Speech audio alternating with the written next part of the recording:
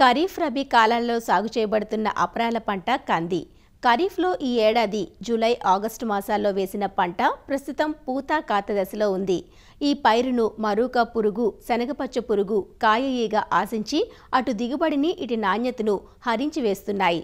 ఈ పురుగులను సకాలంలో గుర్తించి నివారించుకోగలిగితే కంది నుంచి మంచి దిగుబడులు పొందే ఆస్కారం ఉందంటూ నివారణకు పాటించాల్సిన సమగ్ర సస్యరక్షణ చర్యలను తెలియజేస్తున్నారు ప్రకాశం జిల్లా కందుకూరు కృషి విజ్ఞాన కేంద్రం సీనియర్ శాస్త్రవేత్త మరియు అధిపతి డాక్టర్ ప్రసాద్ బాబు. కంది మనకి ప్రస్తుతం మొగ్గ, పూత మరియు కాయలు ఏర్పడేటువంటి దశలో ఉంది.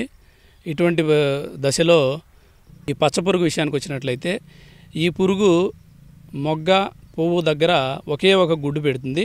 గుడ్డు నుంచి వచ్చినటువంటి పిల్ల పురుగు ఆ మొగ్గను, లేత పువ్వులను తినేయడం వల్ల ఈ మొగ్గలు, పువ్వులు అనేది రాలిపోవడం జరుగుతూ ఉంటుంది.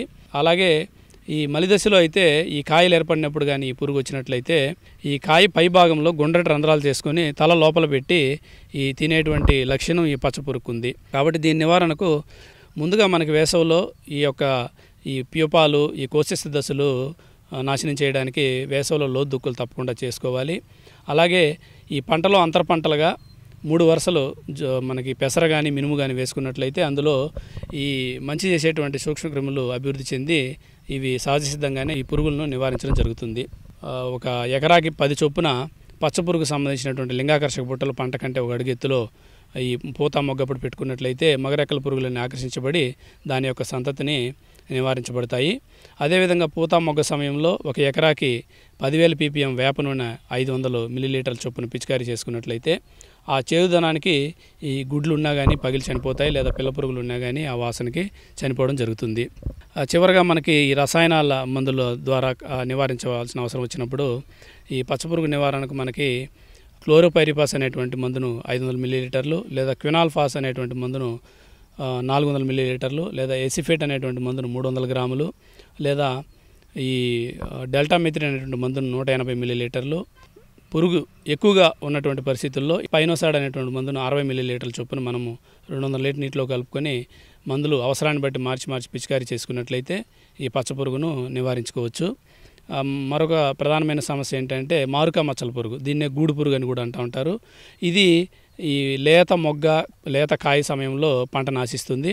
ఈ గుడ్ల నుంచి వచ్చినటువంటి పురుగులు మొగ్గల్లోనే తొలి 2 దశలు పూర్తి చేసుకుని తర్వాత కాయలను కూడా ఆశించడం జరుగుతుంది. కాబట్టి ఈ కాయల్లో అయితే ఇది కింద భాగంలో రంధ్రాలు చేసుకుని ఈ లోపలికి వెళ్ళి గింజలు తినేయడం జరుగుతుంది.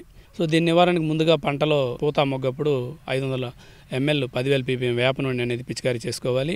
తర్వాత రసాయనాల ద్వారా చూసినట్లయితే దీని నివారణకు క్లోరోపైరిపాస్ అనేటువంటి మందును 500 ml, ఎసిఫేట్ అనేటువంటి మందును 300 గ్రాములు, లేదా మనకి ఫ్లూబెండమైడ్ అనేటువంటి మందును 40 ml, లేదా ఎమామెక్టిన్ బెంజోయేట్ అనేటువంటి మందును 80 గ్రాములు, లేదా క్లోరాంట్రినిలిప్రోల్ అనేటువంటి మందును 60 ml, లేదా స్పైనోసాడ్ అనేటువంటి మందును 60 ml మందులు మార్చి అవసరాన్ని బట్టి మనం పిచికారీ చేసుకున్నట్లయితే దీన్ని సమర్థవంతంగా నివారించుకోవచ్చు. మరొక ప్రధానమైన సమస్య ఈ కాయ ఈగ. ఈ కాయ ఈగ అనేది లేత కాయలు ఉన్నప్పుడు గుడ్లు పెట్టి కాయల మీద ఆ కాయ నుంచి వచ్చేటువంటి పిల్ల పురుగులు కాయ లోపలికి వెళ్ళిపోయి లోపలనే మొత్తం దాని జీవిత చక్రాన్ని ముగించుకుని ఆ గింజలన్నీ తినేసి ఒకసారిగా రంధ్రం చేసుకుని బయటికి రావడం జరుగుతుంది. కాబట్టి పైకి మనకి ఈ లక్షణాలు అనేది కనపడవు.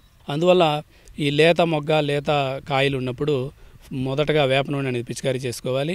ఇక రసాయనాల విషయానికి వచ్చినట్లయితే మనకి ఈ కాయ ఈగ నివారణకు ప్రొఫినోఫాస్ అనేటువంటి మందును 400 ml, లేదా డైమిథోయేట్ అనేటువంటి మందును 400 ml, అలాగే డెల్టామెథ్రిన్ అనేటువంటి మందును 180 ml మనకి ఎకరాకి 200 లీటర్ నీటిలో కలుపుకొని పిచికారీ చేసుకున్నట్లయితే ఈ కాయ ఈగను మనం సమర్థవంతంగా నివారించుకోవచ్చు. కాబట్టి ఈ సమగ్ర సస్యరక్షణ ద్వారా కందిలో ఈ యొక్క చర్యలు కానీ చేపట్టినట్లయితే ఈ పురుగులు నివారించబడి సకాలంలో మనకి మంచి దిగుబడి అనేది రావడం జరుగుతుంది.